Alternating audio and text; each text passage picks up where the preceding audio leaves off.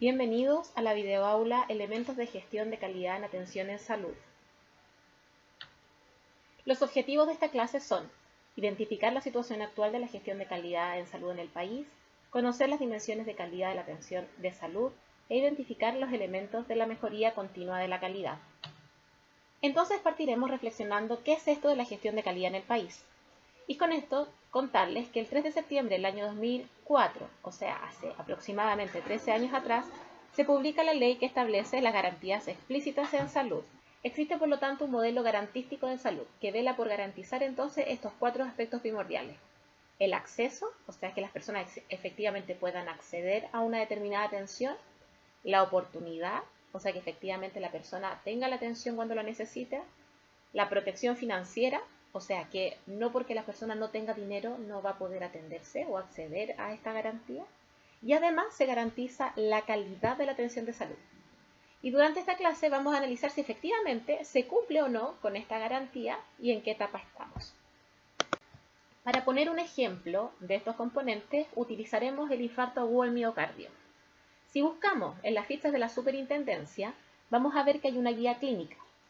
Esta ficha describe la definición del infarto agudo al miocardio y además hace un listado de las distintas patologías que se van a incluir dentro de las garantías explícitas en salud en el infarto agudo al miocardio.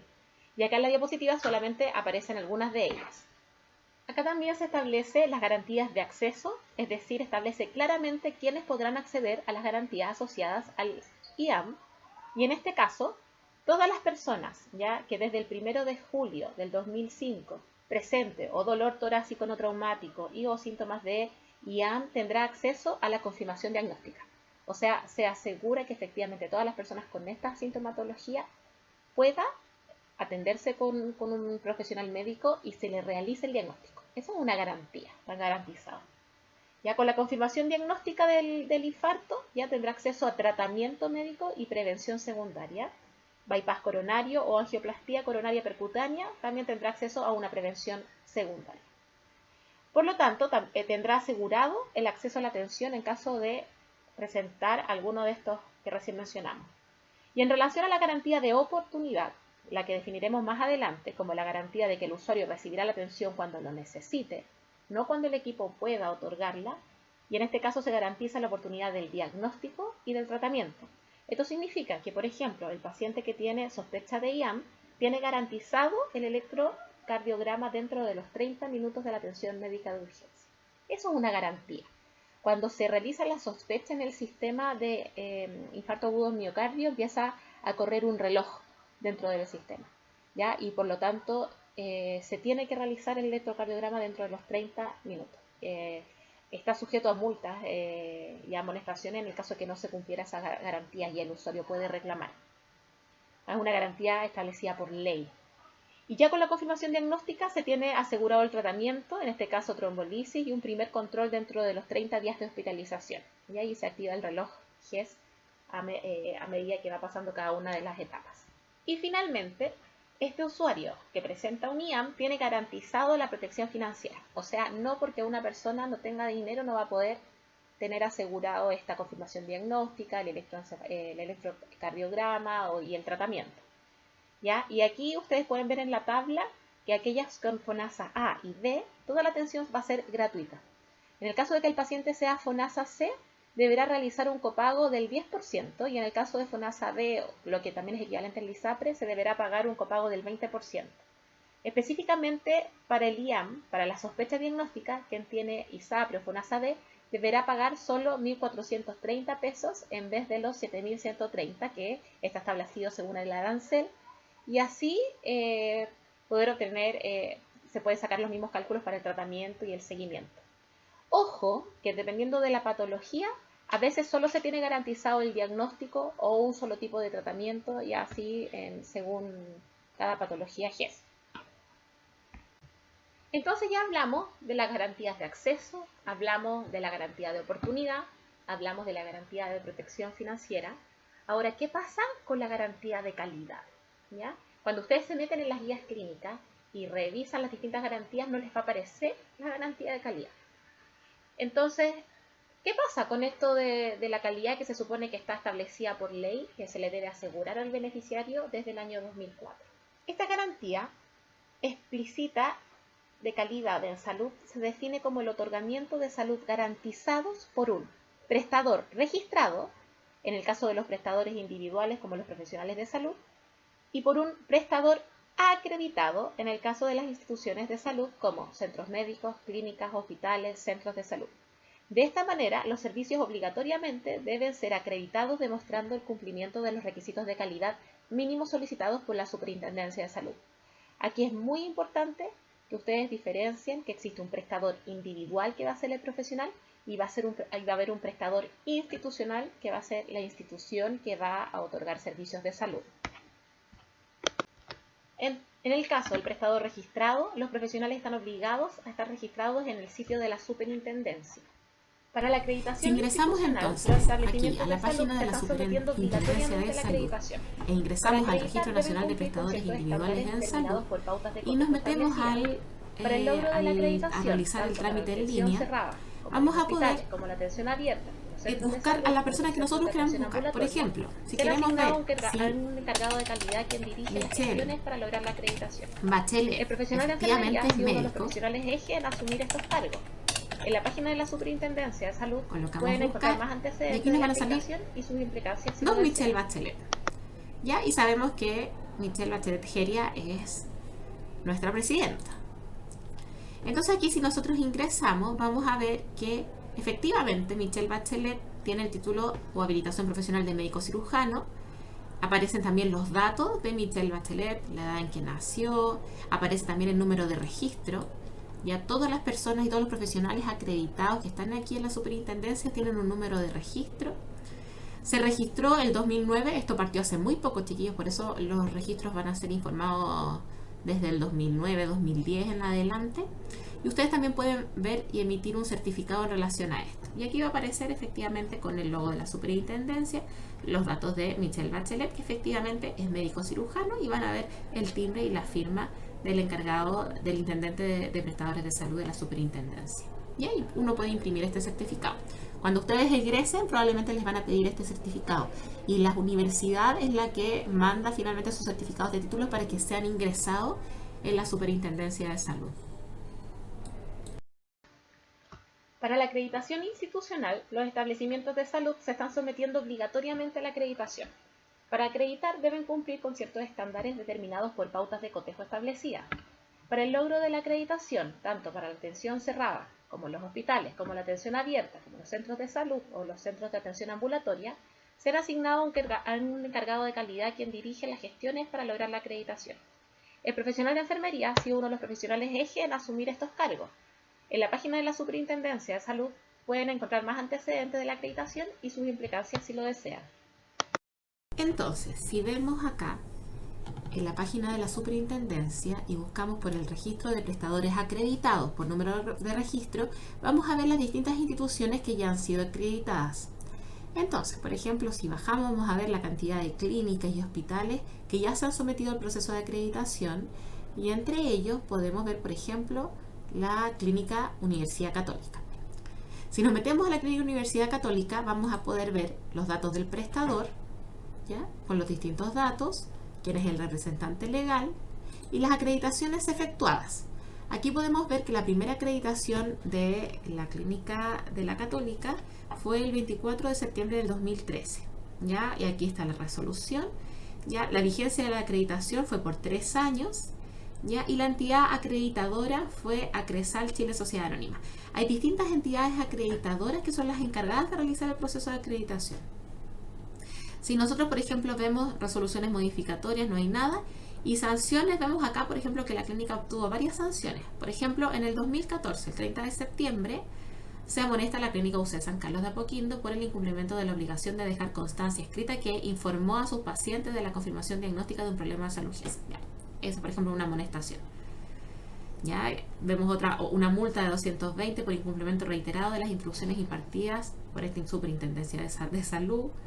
Luego vemos después otra multa de 250 UF, también por incumplimiento, otra multa en el 2015, y ahora en el 2017, el 3 de febrero, se coloca una multa de 300 UF por incumplimiento de las instrucciones impartidas por la Superintendencia de Salud, ¿ya? En relación con la obligación de informar sobre el derecho a la GES y de dejar constancia escrita de ello en el formulario de constancia de información al paciente GES. Entonces, en relación a este problema de calidad, aquí es importante que el comité de calidad o el encargado de calidad de esta clínica logre realizar acciones de mejora para que no vuelva a ocurrir otra amonestación.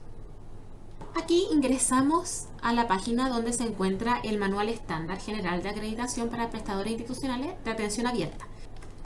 Si ustedes bajan y empiezan a revisar este manual, van a poder ver efectivamente cuáles van a ser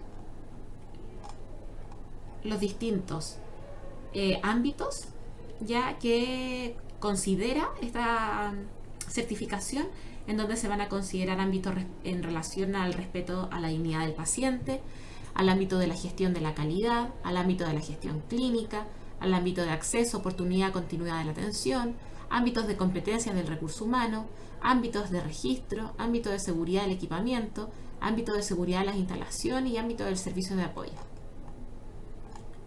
Y ustedes, si empiezan a bajar, van a poder encontrar aquí las distintas características orientadas en cada uno de los ámbitos. Y aquí va a aparecer algo que es en relación a las características obligatorias. De todas las características que aparecen acá en este manual, van a haber 12 ya características que son obligatorias de cumplir. O sea, pueden tener todo el resto del manual completo, pero si falla, por ejemplo, en que no tiene un programa de mejoría continua de la calidad a nivel institucional, esta institución no acreditaría, ¿ya? Para las competencias del recurso humano hay dos características principales.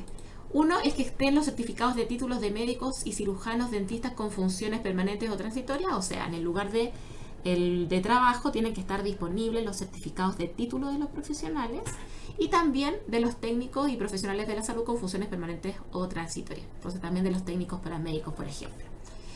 Ahora, cuando hablamos de las competencias del recurso humano, uno no solamente habla de que esté el certificado médico. Yo creo que muchos de ustedes también han vivido la experiencia en donde se han atendido con algún profesional de la salud y finalmente ustedes se ven que ese profesional no tiene las competencias.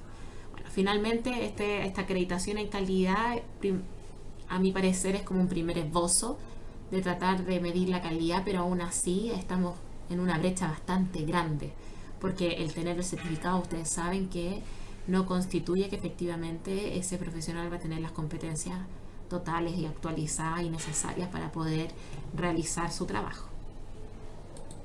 Entonces hasta aquí ya hemos hablado de algunos conceptos que es importante revisar. Uno de ellos es la acreditación, ¿ya? Vamos a entender por acreditación como el proceso que se realiza periódicamente de evaluación respecto al cumplimiento de ciertos estándares mínimos fijados por el Ministerio de Salud por parte de los prestadores institucionales autorizados por la autoridad sanitaria para funcionar, tales como hospitales, clínicas, consultorios, centros médicos y laboratorios. Aquí es importante que contarles que hasta el año 2010 había muchos centros de salud que ni siquiera tenían la autoridad sanitaria, la autorización sanitaria para poder funcionar, ¿ya? Así que también muchos han tenido que trabajar primero en lograr tener la autorización sanitaria antes de poder postular a la acreditación. La entidad acreditadora, ya como una persona jurídica, puede ser pública o privada, está autorizada para ejecutar procesos de acreditación por la Intendencia de Prestadores de Salud y está inscrito en el Registro Público de Entidades Acreditadoras. Ya vimos, por ejemplo, la entidad acreditadora que hizo el procedimiento en la Clínica San Carlos. ¿Ya? Ahí han surgido varias empresas acreditadoras y en realidad es un nicho bastante potente el hacer una empresa acreditadora. Si a alguno de ustedes le interesa seguir el área de la calidad, eso podría ser un buen puesto de trabajo. ¿Ya? Y por último vamos a entender como proceso de autoevaluación todo aquel proceso periódico y documentado de evaluación de las actividades de mejoría continua de la calidad de la atención en salud que realiza la misma entidad que pretende acreditarse. Aquí es importante decirles que como requisito a la acreditación es importante que el centro de salud, el hospital, o sea, la institución de salud, haya realizado previamente su proceso de autoevaluación de manera de poder ejecutar todas aquellas acciones de mejora previo al proceso de certificación oficial. En esta diapositiva se presentan los principios orientadores de una política de calidad, ¿ya? Que está centrado en las personas, orientado a la protección, promoción y a la prevención, se fomenta la equidad, la excelencia clínica, la evaluación de la tecnología y el uso de la medicina basada en evidencia, el uso de tecnologías de la información, la planificación de los recursos humanos, la transparencia y que es evaluable el resultado. Y aquí es importante que siempre el eje de las acciones en calidad en salud será la persona. Hemos hablado mucho de la calidad de la atención, pero en el fondo, ¿qué es la calidad de la atención? El MinSal en el año 1991 definió la calidad como la provisión de servicios accesibles y equitativos con un nivel profesional óptimo con los recursos disponibles, logrando la adhesión y satisfacción del usuario. Sin embargo, a pesar de que pueden existir muchas definiciones, porque dependiendo de las definiciones son los criterios o las dimensiones de calidad que se van a considerar, es importante de que cada equipo construya la propia definición porque respecto a ella se van a comprometer. ¿Ya? Finalmente, si ellos dentro de su política y definición de calidad está la equidad, ellos van a trabajar en pro de la equidad, o si está en relación a la satisfacción del usuario, va a ir en relación a esta dimensión. Por otra parte, la calidad asistencial va a ser la satisfacción de las necesidades y expectativas tanto percibidas como reales de los clientes o pacientes. Y esta calidad asistencial va a ser el resultado de la calidad científico-técnica dada por la capacidad para resolver el problema de salud y por la calidad percibida que se logra a través del servicio proporcionado que considera tanto el trato, la información que se le entrega a la persona, la seguridad, la oportunidad, la hotelería y la coordinación de sus distintos procesos. Vamos a tener distintas dimensiones o elementos o atributos de la calidad. ¿Ya? Accesibilidad, equidad, competencia profesional, satisfacción usuaria, efectividad, eficacia, eficiencia, seguridad, oportunidad, continuidad, comodidad o confort, privacidad, confidencialidad. Y podemos encontrar distintas dimensiones dependiendo del autor que uno revise. Las dimensiones o elementos o atributos de calidad son los elementos que pretenden hacer tangibles las definiciones de calidad. Permiten transformar las cualidades en magnitudes y con esto construir indicadores de monitoreo. De esto vamos a hablar un poco más adelante. Ahora vamos a empezar a definir cada una de las dimensiones de calidad. En primer lugar se encuentra la accesibilidad. Esta es entendida como la facilidad con que el cliente, en calidad llamado usuario externo, obtiene los servicios que le ofrece el sistema de salud. Para lograr esta, requiere eliminar las barreras entre el usuario y el sistema de salud, ¿ya? Lo que va a implicar que se reconozcan que existen barreras, que se identifiquen estas, se midan y se implementen soluciones creativas para mantener dichas soluciones. ¿De qué tipo pueden ser estas barreras? Por ejemplo, podrían ser barreras geográficas, de infraestructura, por ejemplo, que faltaron alguna rampa de acceso al lugar de atención de salud, alguna barrera organizacional que evite que la persona pueda acceder a la atención. La equidad va a ser la entrega de servicios de salud a la comunidad considerando los desequilibrios de necesidades entre usuarios del sistema. Aquí es muy importante diferenciar la equidad de la igualdad, ¿ya? La equidad no significa darles a todos lo mismo. La equidad significa que a quien necesita más, le voy a dar más y por lo tanto al que necesita menos, le voy a dar menos. Pero a igualdad de necesidades, los servicios también deben ser iguales. Ya, para poder lograr la equidad es imprescindible un diagnóstico participativo, ya que de esa manera se van a poder identificar cuáles son las necesidades, o un diagnóstico por sectores, o un mapeo de la población según necesidades de salud y de atención. Ya antes hablamos un poco de la competencia profesional. Ya dijimos que dentro del instrumento de acreditación vigente actualmente en nuestro país hay un ítem de competencia profesional.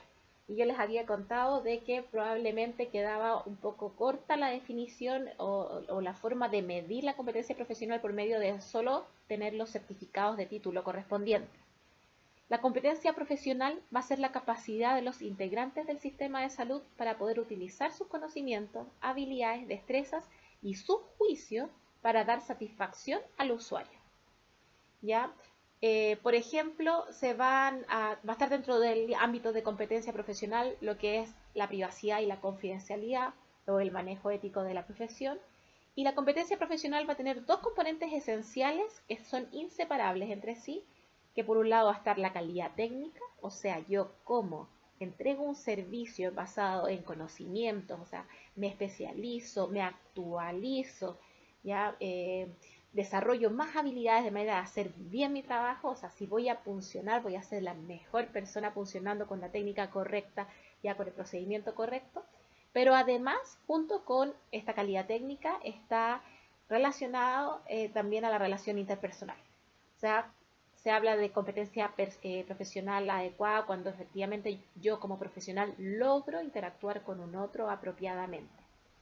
Y ahí ustedes también pueden ver que efectivamente no necesariamente vamos a encontrar las dos cosas. A veces vamos a encontrar profesionales expertos, pero que tienen muy pocas habilidades en relacionales, ¿ya? O vamos a encontrar a personas que son muy simpáticas, muy amorosas, pero en realidad no me solucionó en absolutamente nada el problema que yo tengo, ¿ya?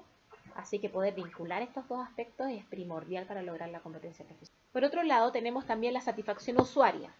Y ahí la satisfacción usuaria va a ser el cumplimiento o no cumplimiento por parte del sistema de salud respecto a las expectativas del usuario. ¿Ya? Dentro de las expectativas que se van a conocer y se van a medir en relación a libros de reclamos, sugerencias, felicitaciones, buzones de opinión, encuestas, grupos focales y entrevistas en profundidad. Y también vamos a tener, que es distinto, ya por otro lado, las necesidades que tienen estas personas. Y se van a conocer y medir a través de visitas domiciliarias, informe social, diagnóstico participativo. Aquí es importante hablar de que van a haber también dos aspectos de la satisfacción usuaria. Vamos a tener por un lado el usuario externo o el cliente, de qué manera ellos están satisfechos con la atención en salud, y también por otro lado vamos a tener la satisfacción del usuario interno, o sea, el trabajador. También qué tal la institución logra satisfacer las necesidades del mismo trabajador. Ahora vienen tres dimensiones más, que va a ser la efectividad, la eficiencia y la eficacia. Y aquí es importante tener claridad en la diferencia de estas tres dimensiones. En primer lugar, la efectividad va a ser la medida en que una determinada atención mejora el estado de salud del que la recibe en condiciones normales de uso de la tecnología. ¿Ya? Es lograr los mejores resultados con los recursos con los que se dispone.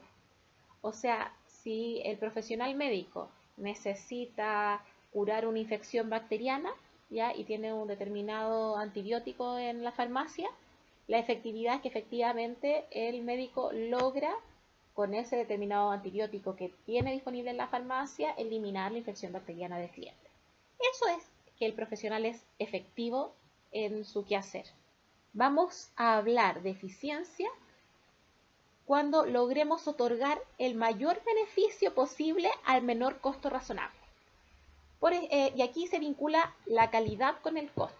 En el mismo ejemplo anterior, si tenemos a una persona con infección bacteriana que va a requerir de un antibiótico, ¿ya? El que yo logre poder combatir esta infección bacteriana con un antibiótico que me resulte lo más barato posible y que ese antibiótico además no genere tantos efectos adversos, ya estoy vinculando calidad y costo. O sea, yo estoy otorgando mejor beneficio, curo la infección bacteriana, ya, pero a un menor costo, y el costo es razonable. O sea, efectivamente igual voy a gastar una cierta cantidad de dinero.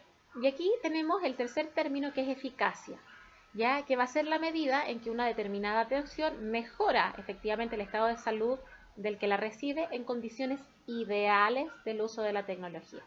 Ya es mucho más difícil de lograr que la efectividad y la eficiencia, ya que va a suponer agregar mayores y mejores recursos, y ello no siempre es fácil de lograr, ¿ya? En resumen, la eficacia se va a medir en condiciones óptimas, la efectividad se mide en condiciones habituales y la eficiencia es la única que tiene en cuenta los costos de la atención. Por otro lado, tenemos la seguridad. La seguridad va a implicar la eliminación y o reducción de riesgos, accidentes, infecciones, efectos perjudiciales vinculados a la prestación de servicios de salud, tanto para el usuario como para el proveedor. Entonces, por ejemplo, el colocar un cartel de que el piso está mojado, eso es una acción de seguridad para que efectivamente la persona que lo vea no vaya a tener algún tipo de accidente. Ya hablamos antes de la dimensión de oportunidad, ¿ya? Y la oportunidad ya la habíamos definido antes y lo vamos a recordar, que va a ser la prestación de servicios en condiciones adecuadas cuando el usuario lo requiera y no cuando el equipo quiera o pueda. Va a ser motivo de satisfacción o insatisfacción del usuario. O sea, cuando ustedes, por ejemplo, están resfriados, ¿ya? Y van a pedir una hora del médico, ustedes no esperan que le digan, sabe que no hay horas médicas hasta un mes más, porque ustedes están resfriados ahora, no están resfriados, no van a estar resfriados o probablemente sí en un mes más.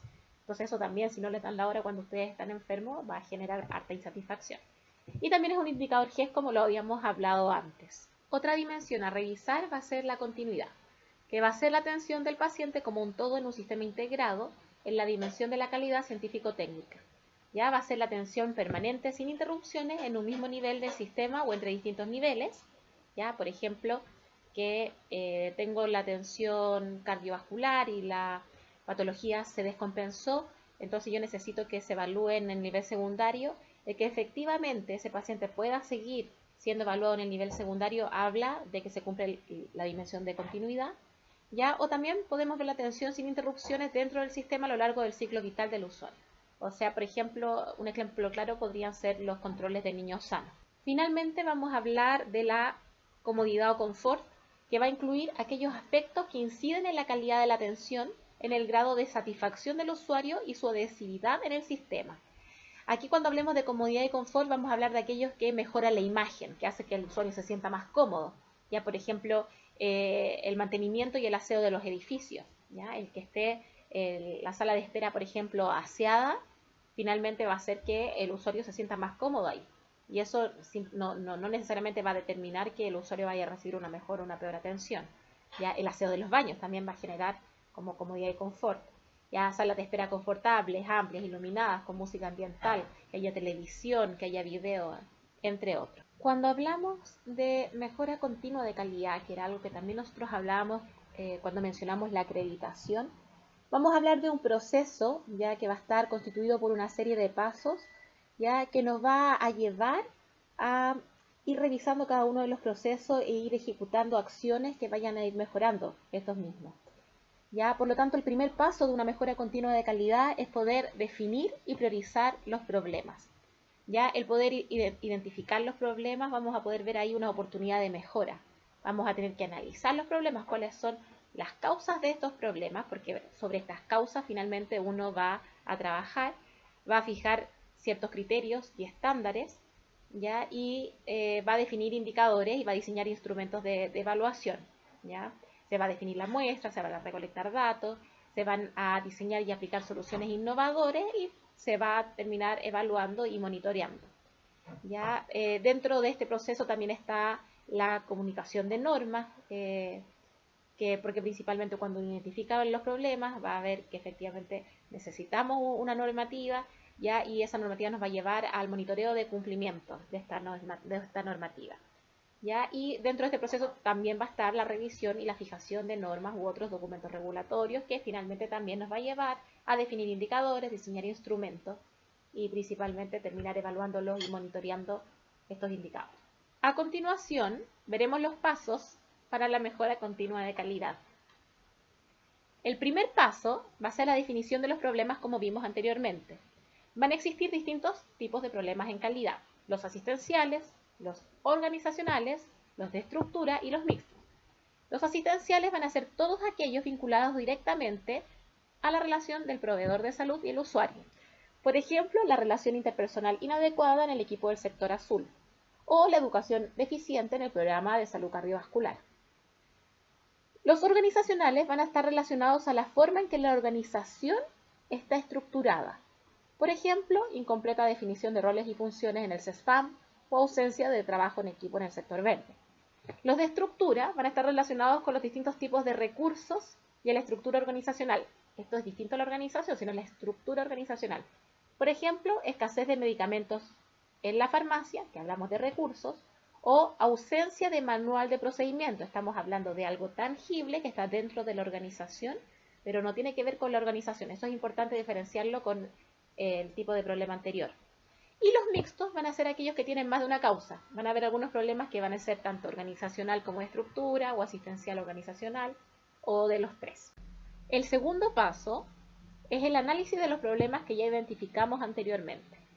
Ya hay distintos métodos de análisis. Podemos tener el histograma, un gráfico de control o desarrollo que va a permitir ver tendencias, por ejemplo, la admisión en urgencia, cuando ingresan más pacientes a la urgencia por determinada causa. Por ejemplo, en el verano vemos accidentes de tránsito o en invierno enfermedades respiratorias. Vamos a tener otro método que es el análisis de campos de fuerza, ya que es donde vamos a poder ver las fuerzas conducentes versus las fuerzas de resistencia. Podemos ver diagramas de flujo, flujogramas. Podemos analizar también los problemas por medio de lluvia de ideas.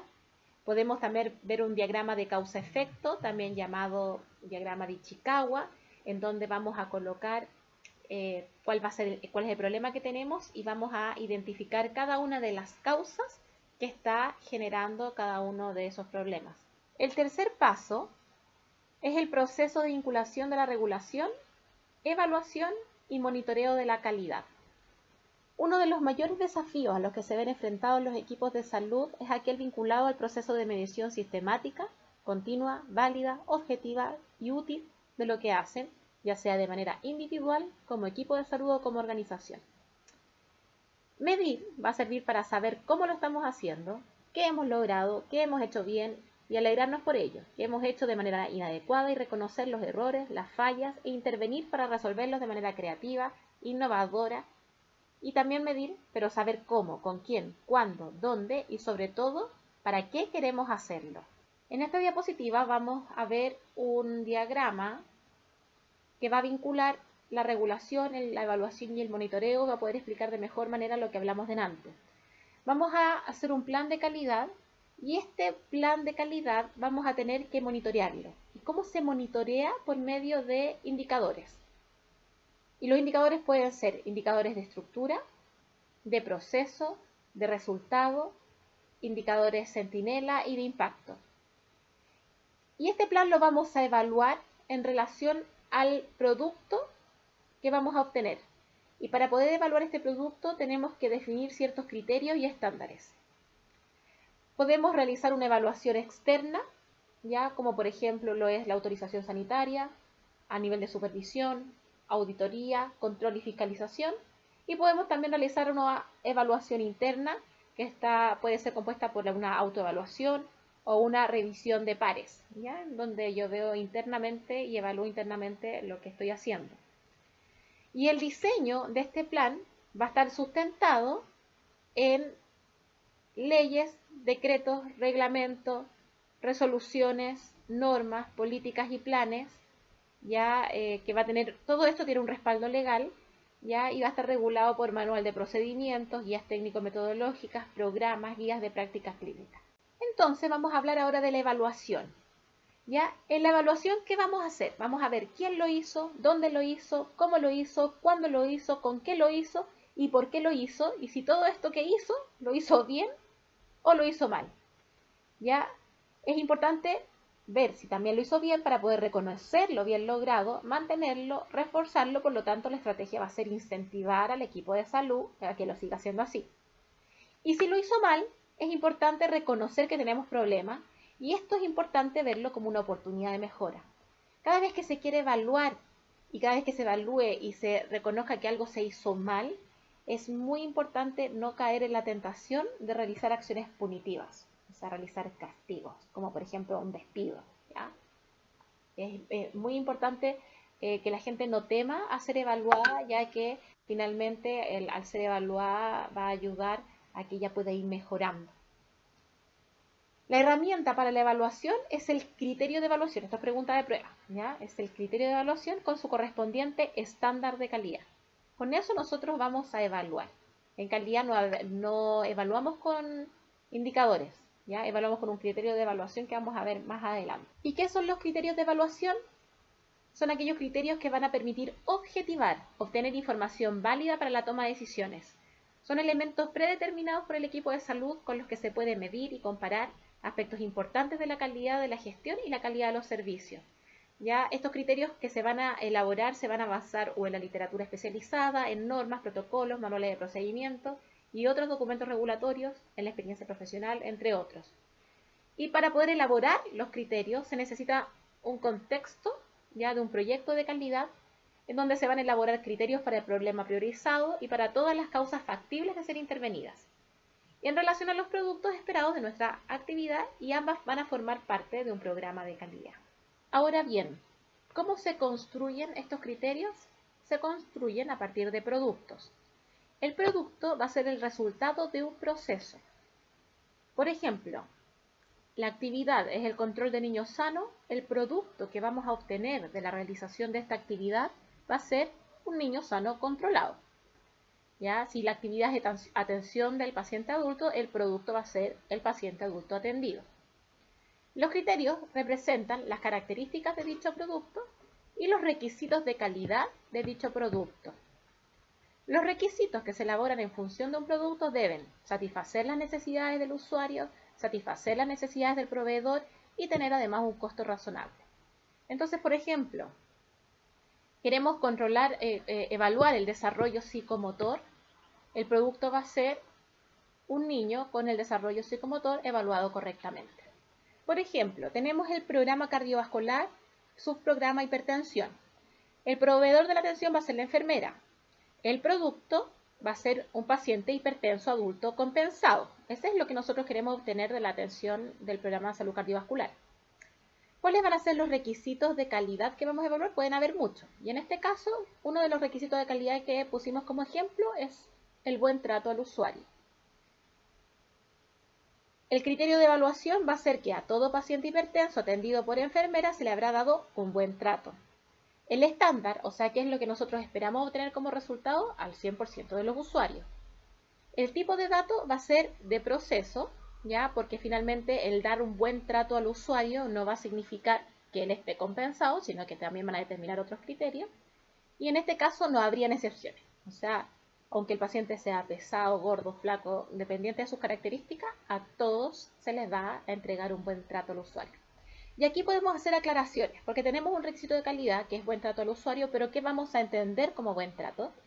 Y aquí en las aclaraciones vamos a decir que si realiza todo esto, finalmente el usuario va a ser bien tratado. Por ejemplo, que lo salude, que lo llame por su nombre, que no lo tutee, que no use apelativos, que se identifique, que use credencial, que mire la cara. ¿Ya? Y aquí vamos a tener nosotros indicadores de calidad de proceso, que sería, por ejemplo, el porcentaje de usuarios que recibieron un buen trato. ¿Se dan cuenta cómo nosotros evaluamos el producto finalmente? Ya cuando evaluamos vamos a decir que efectivamente el paciente está compensado, pero cuando vamos a monitorear, nosotros vamos a monitorear indicadores. Más adelante va a quedar un poco más claro en la siguiente diapositiva, ya porque finalmente yo por medio del porcentaje de usuarios que recibieron buen trato voy a poder ir monitoreando los indicadores. Voy a tener un 5% hoy día, 10% mañana, 15% después, en adelante. Y aquí hay un instrumento de evaluación, ¿ya? Por ejemplo, puede haber una pauta de autoevaluación, que por lo general se realiza retrospectiva. Uno se autoevalúa después de que uno realiza una determinada acción. Puede haber una pauta de supervisión, como que podría ser una pauta de cotejo y es concurrente, o sea, a medida que se va realizando una acción hay un evaluador que está evaluando. Y podría haber una pauta de revisión de pares, que es retrospectiva y se hace sobre lo registrado. Eso es un ejemplo. Y requisitos de calidad, por ejemplo, que aparecen aquí, va a ser el buen trato al usuario, verificación correcta del paciente hipertenso con los criterios de compensación ministeriales. Y aquí, por ejemplo, este es un indicador centinela. Eso significa que este indicador es un indicador clave que va finalmente a determinar el resultado que yo voy a obtener. Por lo tanto, es importante que esté presente. Entrega indicaciones de acuerdo a flujograma y a normas ministeriales. Hay una adecuada evaluación del riesgo cardiovascular. Educación sobre factores de riesgo modificables y reducción del riesgo cardiovascular. Y así voy a tener los distintos requisitos de calidad en mi instrumento de evaluación. Y finalmente, cuando yo veo cuáles son la cantidad de requisitos que se cumplieron, voy a poder valorar el producto que yo obtuve. Por ejemplo, si se cumplen 11 requisitos del producto, este producto es de excelencia, ¿ya? Con los centinelas. Por ejemplo, si se cumplen 9 requisitos del producto, es muy bueno, pero también con los centinelas. ¿Ya? Si se cumplen 7 requisitos del producto, es bueno, pero también tienen que estar los centinelas, o sea, los que yo marqué con los asteriscos, que sí o sí tienen que darse. ¿Ya? Si se cumplen 5 requisitos, el producto es regular. Si se cumplen 3 requisitos, el producto es malo. ¿Ya? Y eso es arbitrario. Uno puede decidir cuántos son los requisitos que se requieren para poder otorgar una valoración de este producto. El cuarto paso es definir indicadores y elaborar un plan de monitoreo. Ojo que se debe tener claro el significado de cada proceso.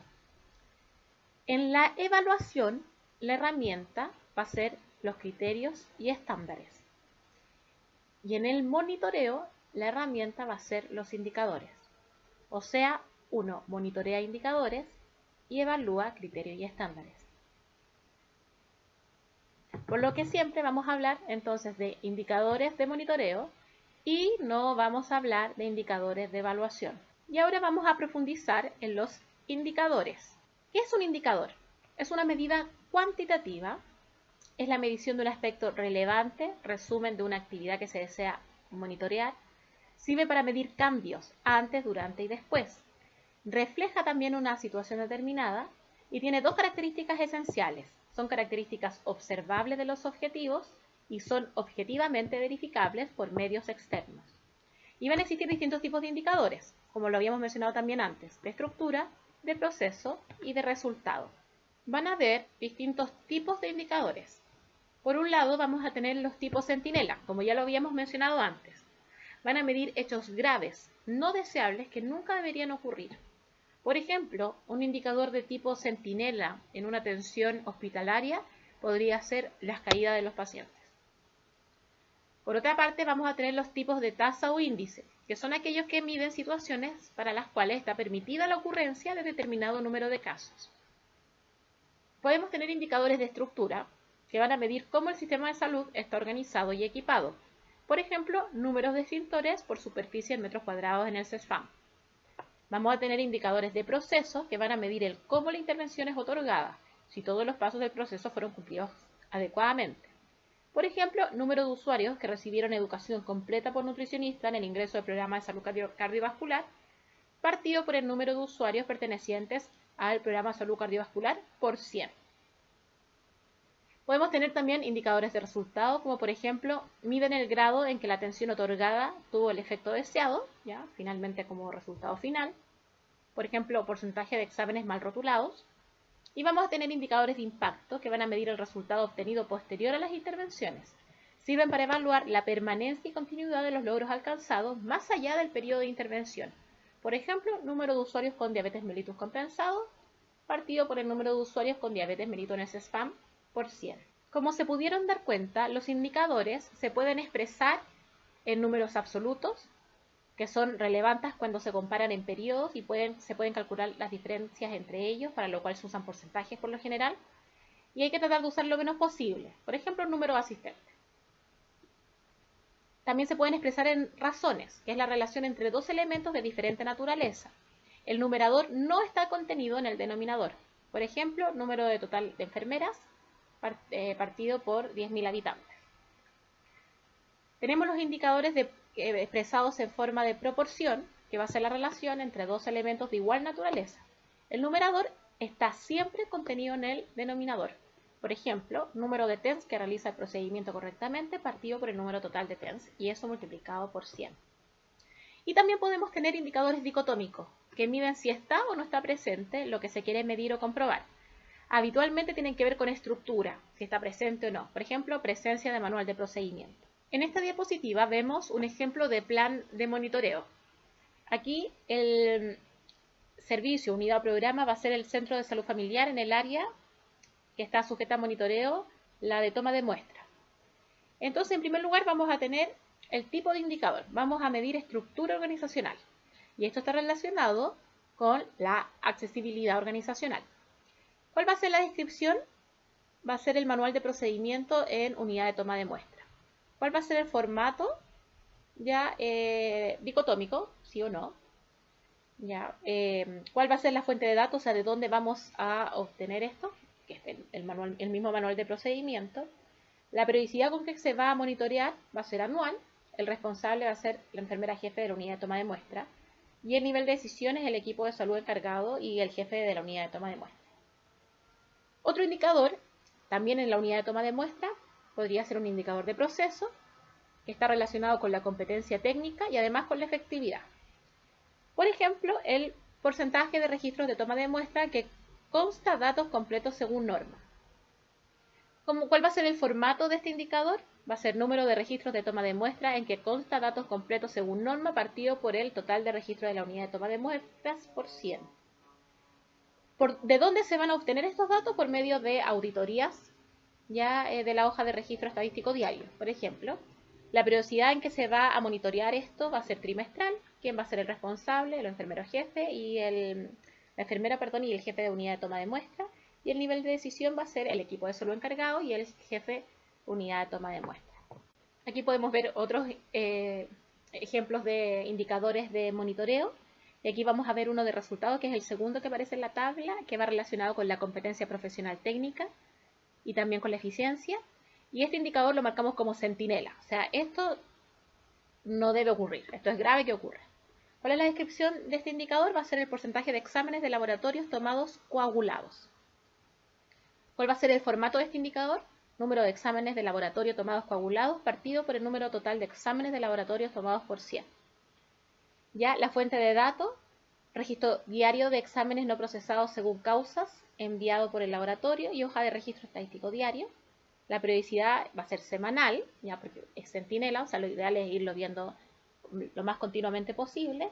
El responsable va a ser el jefe de la unidad de toma de muestra y el nivel de decisión de este indicador va a ser el equipo de salud encargado y el jefe de la unidad de toma de muestra, al igual que los anteriores.